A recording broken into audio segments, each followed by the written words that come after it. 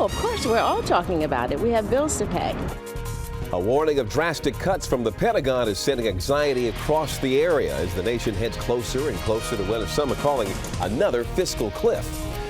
Secretary of Defense Leon Panetta is warning hundreds of thousands of civilian workers that they could see a 20% pay cut. And this is the latest warning to Congress and the president ahead of sequestration cuts that will take effect March 1st unless something is done here. Our Northern Virginia Bureau Chief Jeff Goldberg is outside the Pentagon with what this means for our area in particular. Jeff? Well, Allison, the Pentagon announcing today that it may have to implement one-day-a-week furloughs for civilian employees of the Department of Defense that would begin in late April and last until September. Leaders here are hopeful that members of Congress can find a solution and avert this drastic action, but they are planning for the worst. Inside this symbol of great power are the people who make it work. People like Kimona Key Robeson. Yeah, we're all talking about it, but what can we do? It is sequestration, which could mean one-day-a-week furloughs for civilian employees of the Department of Defense like Robeson, who works for Washington Headquarters Services. And this is a hard game to play, you know, for those of us who are concerned about our bills and our families. The furloughs would impact more than 750,000 workers, everything from office staff to teachers to aircraft maintenance in every state.